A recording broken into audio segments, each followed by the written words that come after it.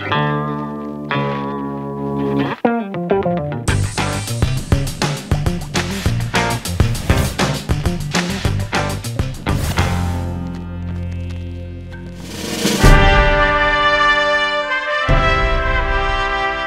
Assembly hosts 4-day retreat on budget process and overview of amendment of Nigeria's 1999 Constitution. Lagos Assembly calls for preservation of the state's historical sites and cultural heritage. Plus, we'll bring you our discourse for this week on some of these historical sites in Lagos that have slowly lost their relevance. We have details coming up. As the year gradually winds down, the need to take a look at the performance of the year 2017 budget as well as the impact on the residents of the state recently caught the attention of lawmakers. A warm welcome to you out there. It's nice to have you join us again this week on Lagos Parliament. I am Abimbola Agbibi. Get closer to your legislators. See them in action as they deliberate on moving the state forward. Watch updates on weekly events, presentation of bills, passage of laws, adoption of resolutions, and many more. Also, get a chance to meet the lawmaker of the week and watch the legislators. Observe plenary in Yoruba language. Lagos Parliament, every Thursday, 7:30 p.m. on TVC News Nigeria.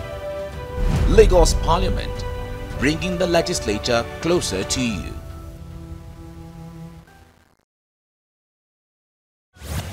As the Lagos State House of Assembly warms up to receive the budget proposal for the year 2018, the lawmakers have assured residents of the state of better living conditions in the new fiscal year.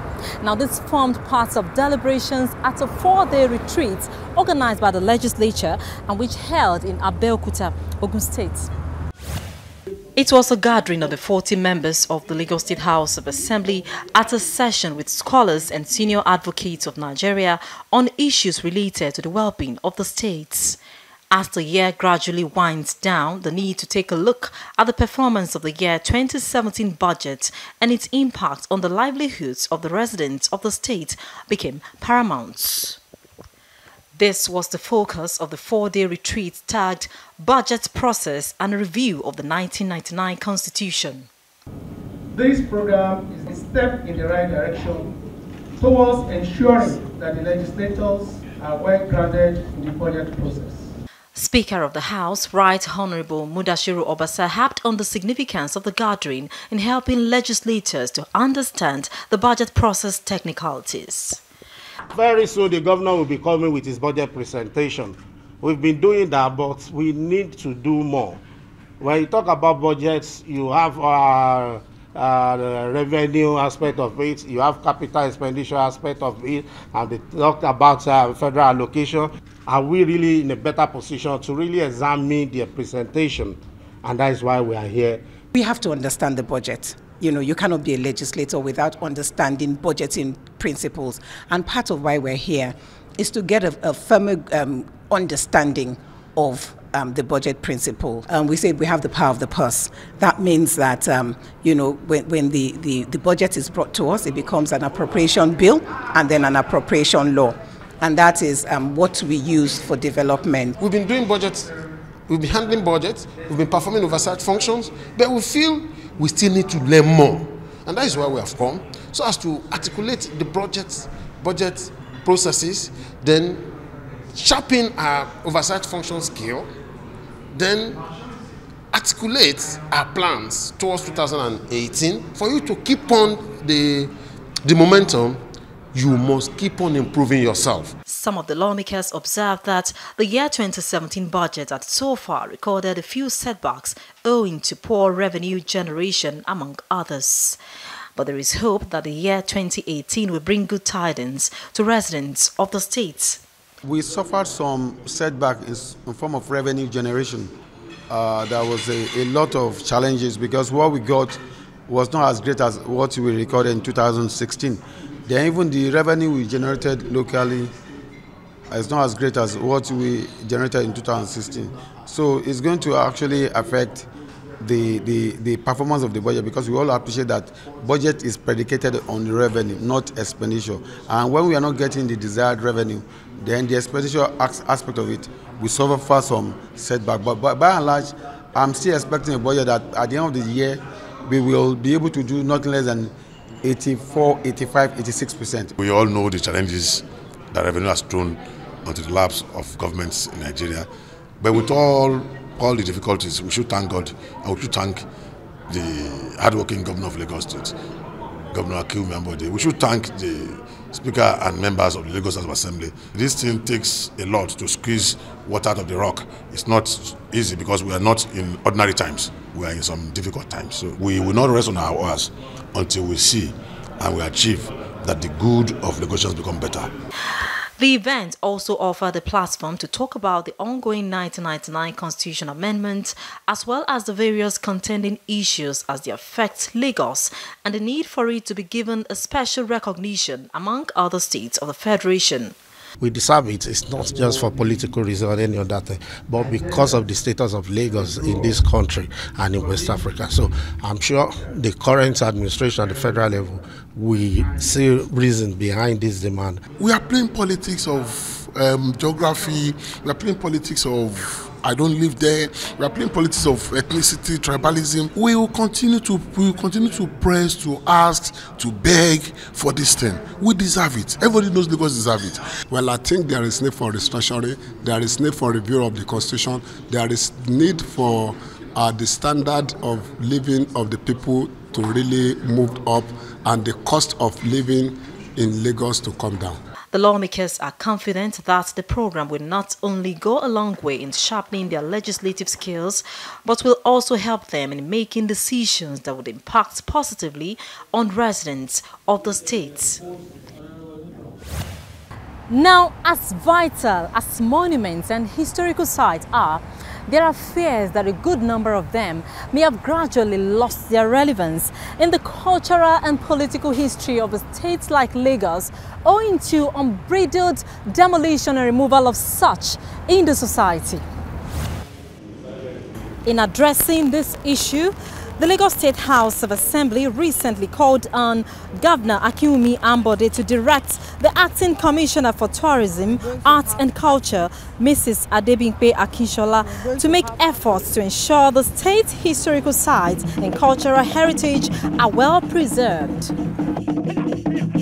And as much as we are made to believe that a lot of them still exist in Nigeria's commercial nerve center, this is the reality that stares us in the face. Pained by the present situation, the state lawmakers felt the need to salvage the situation via a motion echoed by the majority leader of the House. Very instructive. Many of them wonder why Nigerians would choose to go outside the shores of the country as tourists to catch a glimpse of some historical sites, leaving their own country and state in a state of neglect. These historical buildings and sites be infused in our history curriculum so that children can learn and, if possible, see these sites. I remember some of the songs by prominent Nigerian musicians that tells us about the Dajuma cinema in Agege, Pen cinema and all that. We don't have it again. I guess, if I'm not too correct, you can correct me because you are from Agege with Honorable Gudemu, that is more of a what do you call eatery center now, that it has been sold to a eatery center. This, if we don't preserve all this our collective patrimony, it doesn't show that we are human beings. Apart from seeing the oldest secondary school in Texas, they collected money from us, about $50, for even seeing what doesn't have significance to my own life as a person. They are more worried that a historical site such as the town where the acclaimed winner of the annulled 1999 June 12 election publicly declared himself as president of Nigeria was not preserved for generations yet unborn to see.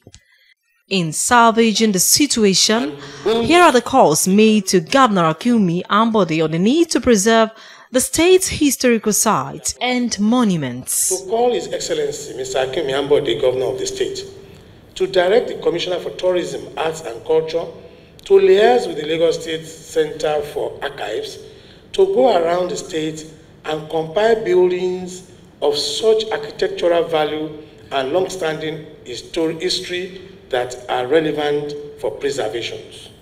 B, the appropriate ministry to affix state crest or mark such buildings as listed under this law. C, the Ministry of Tourism, Arts and Culture to take over, list and develop Ekpetedo Declaration sites in the memory of late MKO Abiola and June 12 struggle in Nigeria. D, the Commissioner for Information and Strategy to commence public sensitization for the need to preserve property sites or monuments or monument locations of historical relevance, architectural values in the state. And lastly, that members of the Assembly, Lagos State Assembly, to come up with lists of such buildings, sites, locations, and monuments that are associated with aspects of state, national, social, economic, cultural, ethnic, political history, or interest to the public by being associated with person or public renowned or having some quality of interest in their physical fabric, with a view to compiling such lists and forwarding it through the House Committee on Tourism, Arts and Culture for consideration and adoption. Mr. Speaker, this is the motion I so move.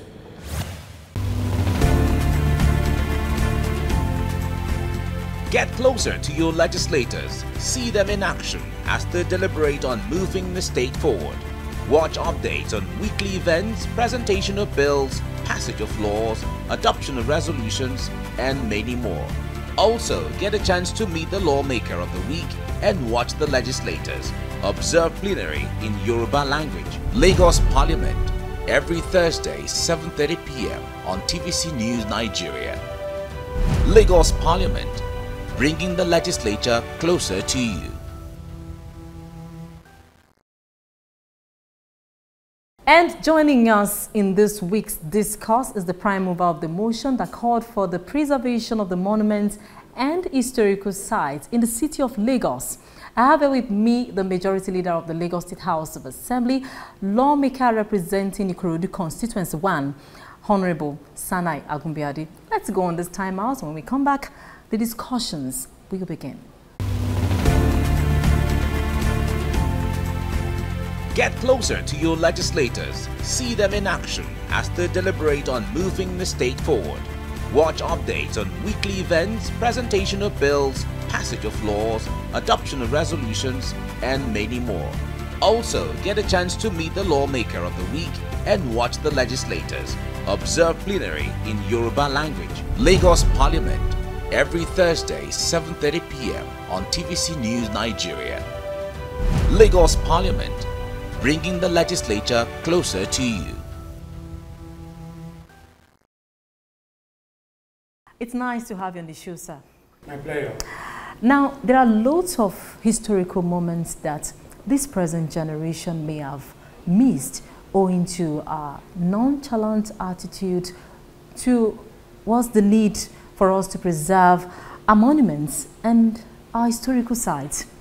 And I'm just wondering, our inability to cherish and preserve these monuments, where did we get it wrong, really? Let's just take it up from there.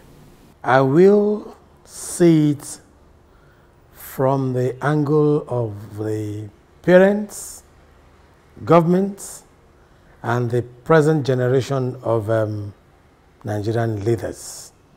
When I say leaders, not only political leaders, community leaders, and traditional leaders, monarchs, and the rest of those who should make the present generation of Nigerians know the value of their culture, value of things around them. You'll be surprised that some people do not even know the meaning of their names, be it Christian names, Muslim names, or indigenous names. Ask them, what does the name mean? They do not know. So we do not instill in the consciousness of an average Nigerian child what the past means for the present to be beautiful, and how to do the connect between the past, the present, and the future. Surprisingly, you will see Nigerians going out of these shores, the shores of Nigeria, to appreciate monuments, paying to watch them, paying to be tutored, paying to be guided to watch monuments in other climes. Whereas here, we just make mess of the things we have. We don't see anything good in our past, in our culture, and instead of making money out of it, we just sit on it and trash it. So, when you ask where did we get it wrong? We get it wrong because things that should give us joy, beauty, hope, and pride, we don't see any value in them. Our value system is upside down. So you cannot expect a nation, a community, a society, a people with this kind of historical somersault to appreciate what they have. Now, these monuments are known to have lots of interesting stories behind them. The one that actually comes to mind presently is the one that is in, I'm talking about a place in Ekpetedo, where the winner of the June 12 election actually declared himself, winner of that election. What is the danger, the dangers inherent, in our inability to learn about our past, to cherish the events that took place many years ago, sir? The danger in it, I want to borrow from the word of a philosopher, Edmund Burke, who said that the highest level of human degradation is for a man to be told his history. When you don't know your history and a stranger is coming to tell you your history. Most of the things we need to treasure, we need to record for a generation yet unborn, you'll be surprised that strangers will now be coming to write about it for us. You talk about a Ekpetedo declaration.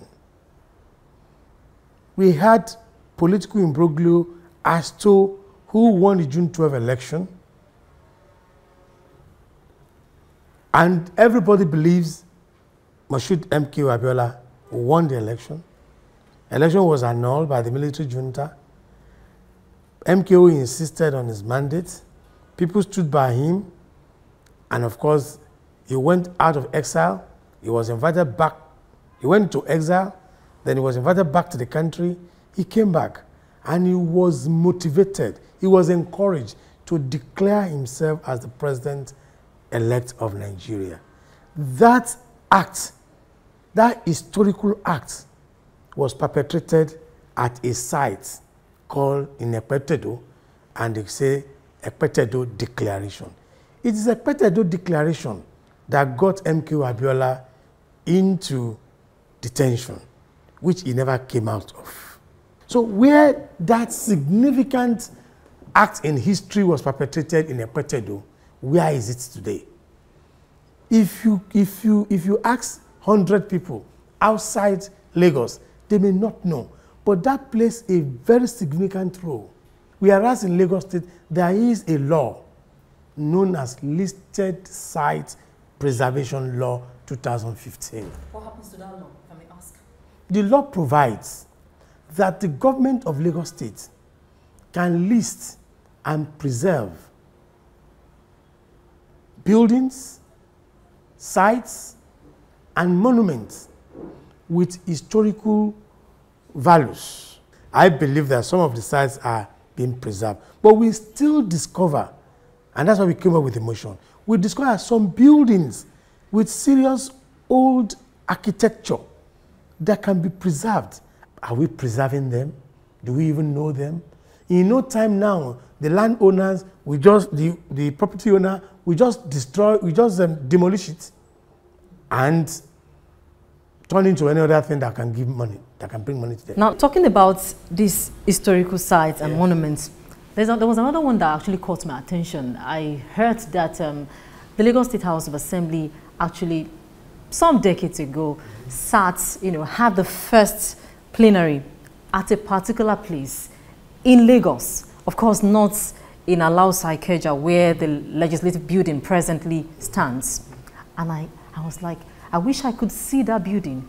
I mean, maybe you can help us out. I also heard, I do not know, but do you know, there are some areas you go, and when you see this old architecture, you know, in buildings, you will marvel, yes, you marvel at them, you know. Imagine you are told, this is the bicycle for your great-grandfather in year 18, so. I want to keep it somewhere. You want to keep it in here and say, you know, that thing is appreciated. But when you do not raise it in the consciousness of the people, they may not know how it is. You were talking about where Lagos Assembly for sat, honorable members.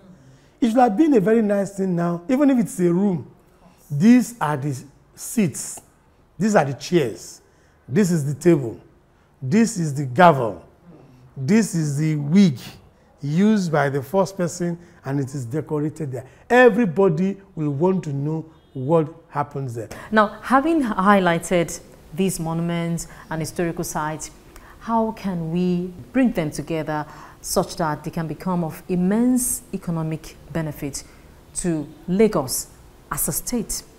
Presently, I believe Lagos State is very, very lucky.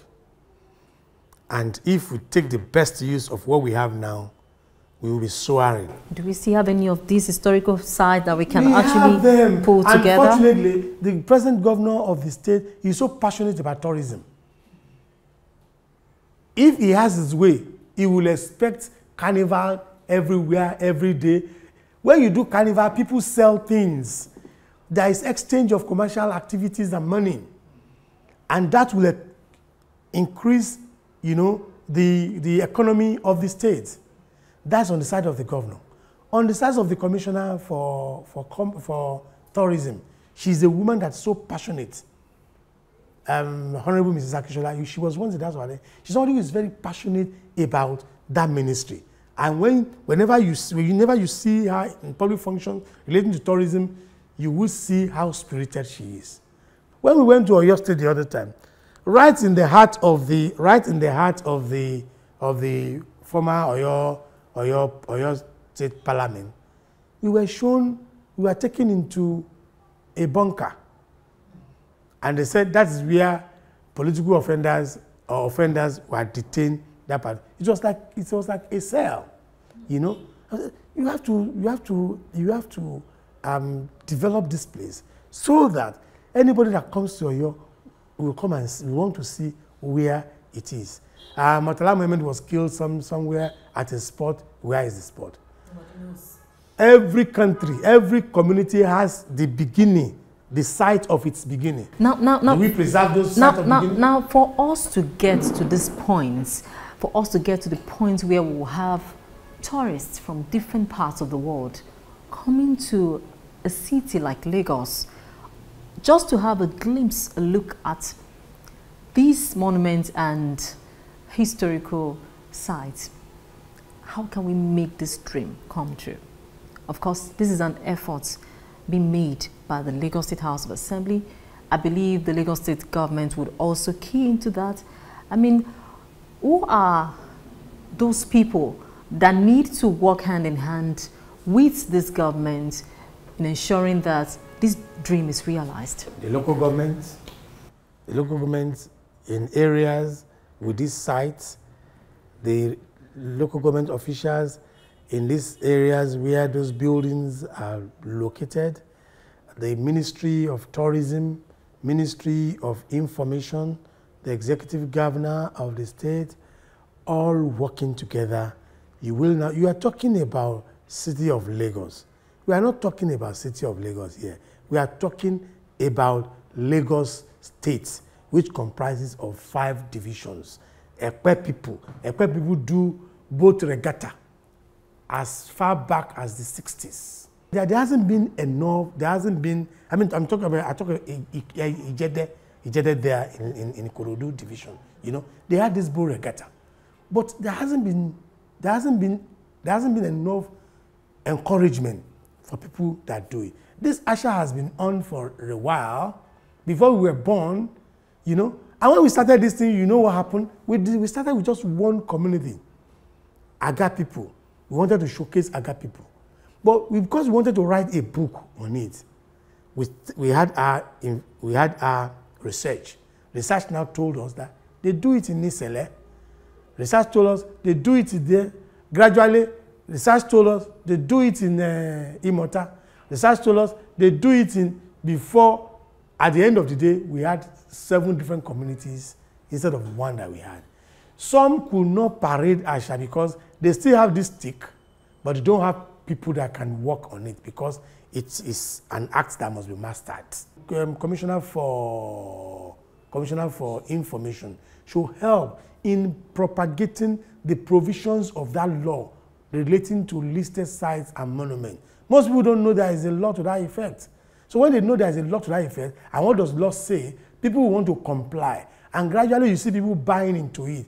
Gradually you see even these communities here and there working hands in hand with corporate bodies to sponsor some of this carnival. We have a place in Ikorodu we call, there's a place in Ikorodu, that is where almost 17 obas, the palace where almost 17 obas use, is in the traditional form. All we need to do is to renovate it in its traditional form to be there. So anybody who is of Ikorodu extraction can always want to come and see, oh, this is the palace. And they see the natural setting, they see the natural touch, you know, and you try to think of how it was in the past. So we should learn to develop, track, and document our past for the present so as to have them in future and for generations yet unborn to see them and know them. So in a nutshell, I guess it's more of a collective responsibility. Sure. The government Sure. and People. Various members of the society, Yes. I mean corporate bodies, Yes. schools coming together, Yes. working hand in hand with the government Sure. and helping to preserve Sure. these monuments and Sure. historical sites. I must say it's been wonderful. I mean, interesting. Thank you very much. Thank you so much for coming on the program. It's been nice chatting with you. Thank you very much. I appreciate everything. And the program is still Lagos Parliament. Please stay with us. And with that, it's a wrap on this week's episode of Lagos Parliament. We thank you for watching. To catch up with previous episodes, log on to www.youtube.com/TVC News Nigeria. I am Abimbola Agbebi. See you next week.